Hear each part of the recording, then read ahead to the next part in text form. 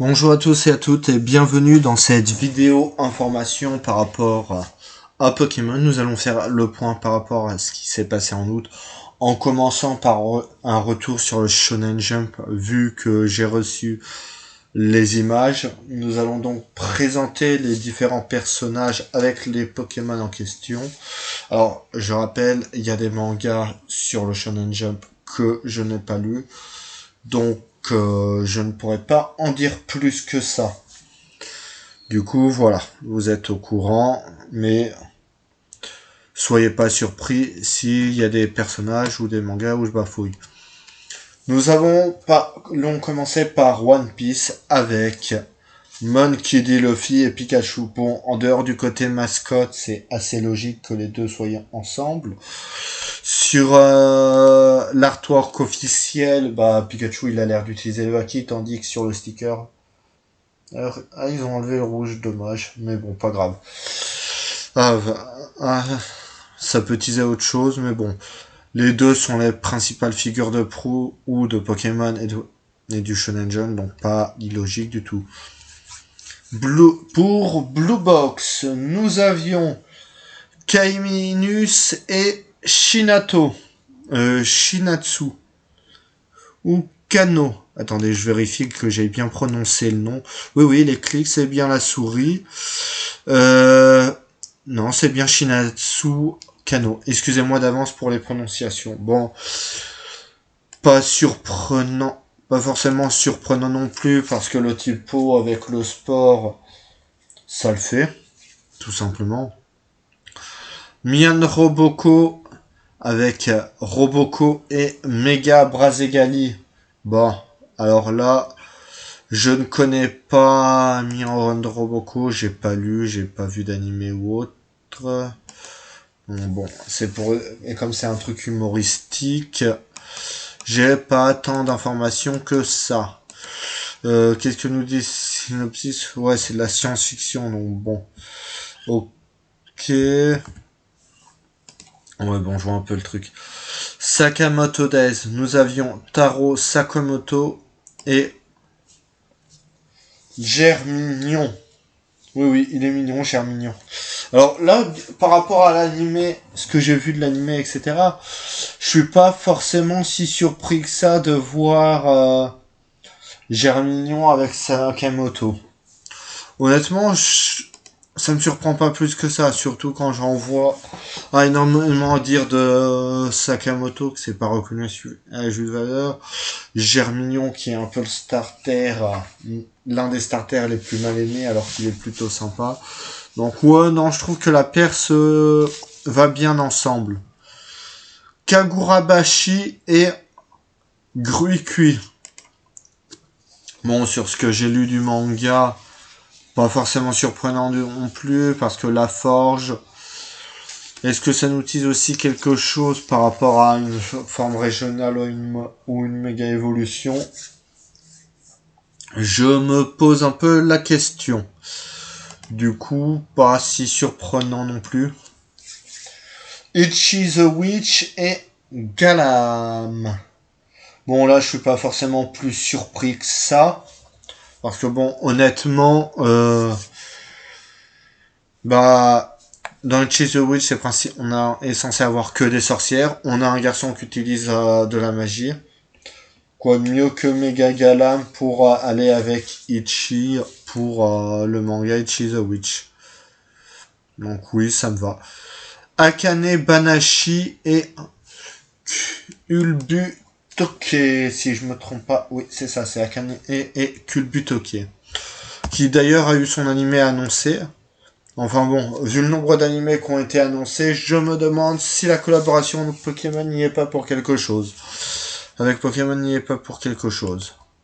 Enfin bon.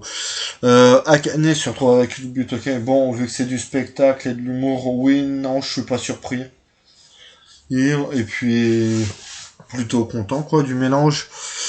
The Elusive Samurai et on a Shizuku, le personnage principal, avec Evoli. Bon. Là, ça me fait surtout penser au début du Alors, j'ai vu la saison 1. J'ai pas lu le manga. M'attire pas plus que ça. Mais honnêtement, ça me choque pas en fait. Parce que Evoli, ça fait allusion aux nombreuses possibilités. Quand on voit le début du manga, les différentes évolutions peuvent faire allusion à son potentiel à partir partout, à s'adapter à l'environnement et tout ce qui va avec. Donc bon, oui, non, moi ça me va, ça me botte. Witch Watch, nous avons Melofe et Nico Wakatsuki qui est l'héroïne principale de l'œuvre. Alors là non plus, ça me surprend pas plus que ça. Hein, parce que le côté humour, déjà, ils auraient pu mettre un autre Pokémon Psy ou fait avec l'héroïne, mais ils ont choisi Melofe. Ce qui n'est pas plus mal que ça lui va très bien par, par rapport à ce qu'on a vu à l'œuvre, vu qu'elle a tendance à choisir un peu au hasard. Vu que ses sœurs ont toujours un contre-coup, non, ça va. C'est plutôt un bon choix, vu que l'attaque Metronome fait tout le temps un peu au hasard, et on n'est pas à l'abri d'une surprise. Ensuite, nous avons Ultimate Exorcist Kiyoshi. Alors ça, je crois que c'est un nouveau manga où nous avons Mega Ectoplasma et Kiyoshi Arai. Bon, je vais pas m'attarder dessus. Je vais pas m'attarder tout court sur les mangas que je connais pas. Ça risque juste de créer des... ou que j'ai pas lu. Ça risque juste de créer des quiproquos. Bon. Et puis honnêtement, j'ai pas envie de faire ça en mode comique. Shinobi Undercover. Amphinobi et Yodaka. Bon, là aussi, c'est pas innovant. C'est pas surprenant. Shinobi, quand je vois, j'ai pas lu le manga, mais quand je vois Shinobi dans le titre, c'était sûr que ça allait être ça. Ah, donc bon, voilà quoi. Alors, Inaten, Imari Yoshino et Motisma. Bon, Inaten, bon, c'est peut-être un animé de romance a priori. Motisma forme la vache, oui, bon, d'accord. J'ai pas lu le manga, donc je pourrais pas vous dire. Mais c'est à mon avis, je ne pense pas que les Pokémon ont été choisis au hasard. Kill Blue, Yuzo Ogami et Mega Demolos. Alors Kill Blue, ça me dit quelque chose. Kill Blue, c'est un truc sur... Ouais, bon, on verra, c'est pas grave. Kill Blue, oui, pourquoi pas. Parce qu'en général, quoique ça a l'air un titre en lien avec des un peu à la Mega Kill, donc avec des assassins, ouais, non, pourquoi pas surprenant.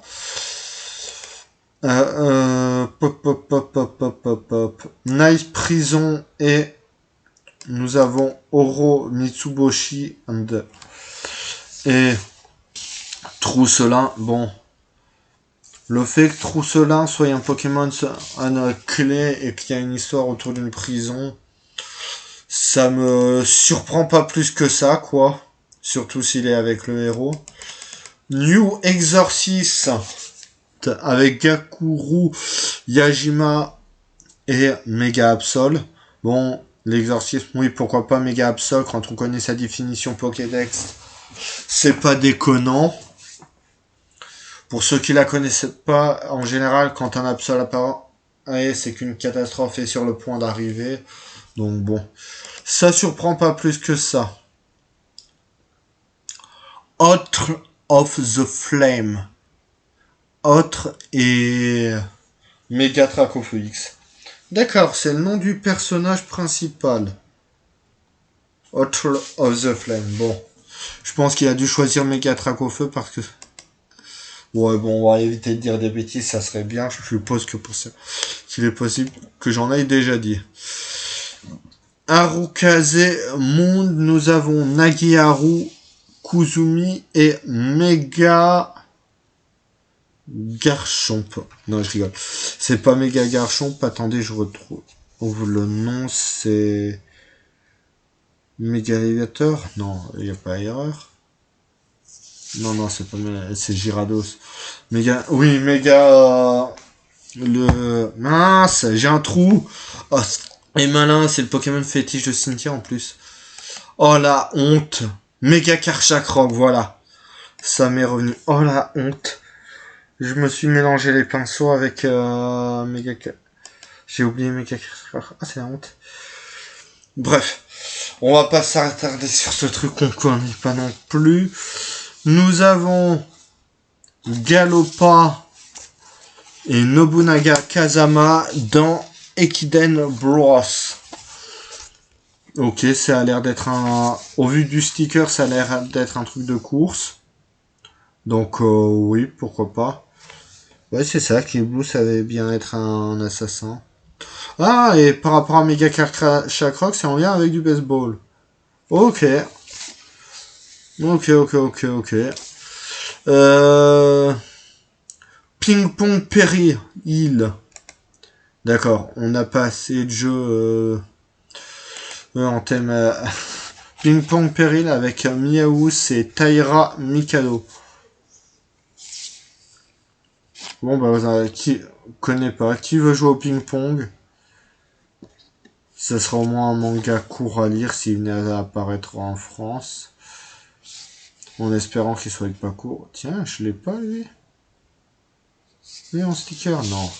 Ah si, là, cheveux bleus, ok. Et nous avons pour K et Degami, coup en de Mega Léviator. Bon, le Mega Léviator, j'ai osé me le confondre avec Mega Karchakroc pour les noms anglais. Ok, bon. Finalement, c'est pas une si honte comme ça, vu qu'on arrive à se corriger et à plus se mélanger les pinceaux. Même si ça reste limite. Honnêtement, la cover est plutôt sympa. En vrai, quand je vois que alors, sur 1, 2, 3, 4, 5, 6, 7, 8, 9, 10, 11, 12, 13, 14, 15, 16, 17, 18... Ah, zut. Attendez, je me suis trompé.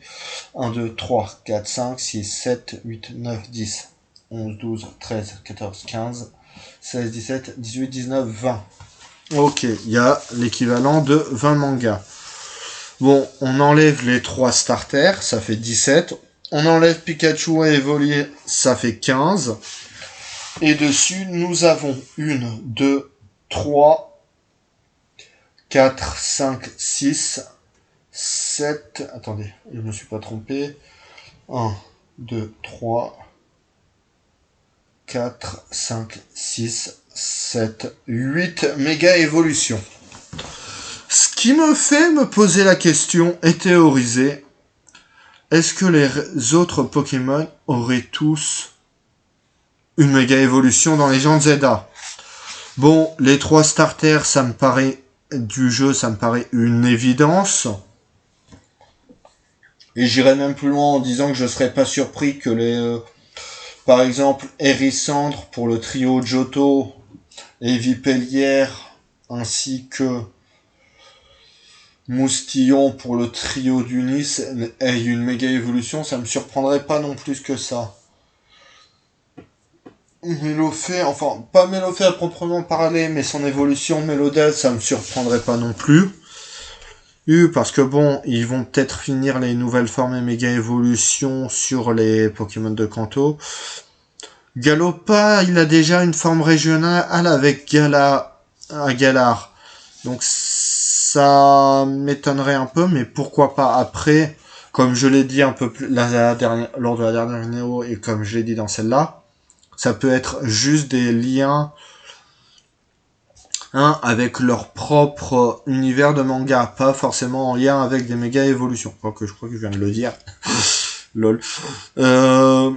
Pour Motisma, Motisma, s'il a une méga évolution, ce sera avec toutes ses... Soit ça sera que sa forme principale, soit il y aura toutes ses formes. Evoli, c'est comme Pikachu, je les mets à part parce que bon, c'est un peu les deux mascottes. Et puis honnêtement, ils ont déjà tous les deux une capacité Z, un Gigamax. Ça serait bien qu'ils aient au moins une méga évolution chacun. Ouais, team mascotte ici, on leur veut une méga évolution.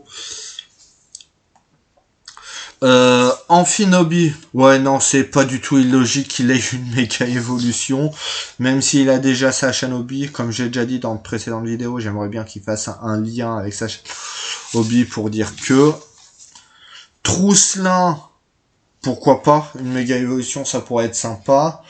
Kubutoke, c'est un Pokémon qui est très apprécié, donc oui. Et Miaos, sachant que c'est le rival principal de Pikachu dans l'anime. Et avec Sacha, j'ai envie de dire oui, pourquoi pas. Après tout, ça a été l'antagoniste principal. Nous avons fait le tour sur les Shonen Jump et Pokémon avec une petite théorie à côté. Nous allons donc à présent passer sur les différentes annonces qu'il y a eu ces dernières semaines par rapport à Pokémon. Alors, on a eu l'information que les Worlds se passeraient désormais sur Pokémon Champions avec un nouvel objet qui a été révélé, l'Omnia Anneau, qui est littéralement pour moi la preuve que toutes les mécaniques reviendront à un moment ou à un autre, avec de nouvelles choses en lien avec celle-ci quand ce sera nécessaire. Aucune mécanique n'a réellement été oubliée. Après, est-ce qu'on les aura tous dans un même match Pokémon, dans une compétition? Ah, ça reste à voir, car niveau équilibrage, il y a du travail à faire. Mais c'est pas impossible parce que on a tous envie de voir par rapport à l'animé méga évolution versus capacité Z versus Gigamax, etc., etc. Donc moi je dis oui.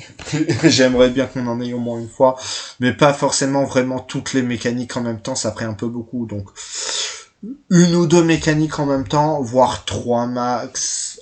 Ah non, trois ça risque de faire un peu beaucoup, donc une à deux. Mais bon, voilà quoi. Nous avons aussi appris que Pokémon Pocket passera potentiellement à la B1 avec l'arrivée des méga évolutions, et là non plus ça ne me surprend pas parce que ça sera, à mon avis, pour moi ça va arriver pour l'anniversaire de Pokémon Pocket, les 1 an, et je vais même pousser le bouchon en disant que tous les ans pour les B1, pour les A, B, C, D, E, F, G, H, I, J, K, L, M, N, O, P, Q, R, S, T, U, W, X, Y, Z. Bref, pour toutes les lettres de l'alphabet, nous aurons une nouvelle rotation, comme pour le jeu de cartes officiel hors état. Du coup, voilà, ça me surprend pas plus que ça. On avait eu un trailer sur l'arrivée de Cassis dans Pokémon Masters. D'ailleurs, une autre vidéo devrait pas tarder à arriver, quoique je vais l'enchaîner. Et je pense, sur Pokémon Master, nous allons faire un point sur l'anniversaire, qui est franchement très intéressant cette année. Pokémon Go, on avait eu de nouvelles informations par rapport au Final Max, qui sont finies. Et on est en train de passer à la prochaine saison fabuleuse transformation fabuleuse, qui verra le retour de Keldeo et de sa forme décidée. Donc bon, honnêtement, je valide. On a aussi eu les Terres Sauvages 2025 qui ont été teasées, annoncées, et dans laquelle on mettrait Goliath et Sort Silence en avant. Honnêtement, je m'attends que les deux soient vraiment en avant, que ce soit les deux faire part. L'événement Halloween qui semble aussi avoir... J'ai vu des posts par rapport aux événements d'Halloween qui parlaient de Darkrai obscur et de Cresselia obscur. C'est assez rigolo ça, d'ailleurs, quand on sait que Darkrai est surnommé le Seigneur des Ténèbres. Pokémon Unite, on a eu de nouvelles annonces par rapport à des Pokémon. Alors, on a Pomarmot qui va arriver la semaine prochaine en même temps que Groudon, qui remplacera le Rayquaza. J'espère qu'ils vont nous faire une nouvelle map ou mettre la map avec Rayquaza de côté dans les parties amicales parce que ça pouvait être sympa. Et que tout sera pas forcément qu'avec Groudon. Toutes les maps soient avec Groudon, comme ils avaient fait à l'époque avec Elector. Parce qu'honnêtement, c'était un peu chiant. De plus pouvoir faire sur cette map-là, alors qu'elle était plutôt sympa aussi. Donc j'espère qu'ils vont quand même conserver cette map. Les maps avec une copie de la map avec Rayquaza dans le mode amical. Nous avons aussi eu Pangoléon qui a été annoncé avec... Ah, faut que je vérifie les Pokémon qui ont été vérifiés. J'ai un trou. Alors, Pokémon Unite prochain arrivant. Nous avons Pangoléon, ça c'est sûr, je m'en rappelle, qui arrivera après Pomarmot, 15 jours après, pour dire. Nous aurons ensuite l'arrivée de Sinistra qui lui sera fin septembre, début octobre. Non, il n'y a pas de date, il me semble. Attendez, je vérifie qu'il n'y ait pas de date pour Sinistrai. Non, il n'y a pas de date pour Sinistrai, mais je pense que ce sera pour la période d'Halloween. Et après, nous allons avoir Aquali. Bon, c'est bien, cette année, ils nous ont fait qu'un événement Evoli. Mais bon, je vous rassure, à mon avis, on aura toutes les évolutions sur Pokémon Unite, comme les Pikachu Light, qui vont, à mon avis, commencer maintenant à arriver, et les uns après les autres. Donc bon. Honnêtement, plutôt content. Ils ont aussi parlé des méga évolutions qui arriveraient un peu plus sur le jeu. Ce qui va faire peut-être du bien, mais attention à ce que ce soit pas cassé.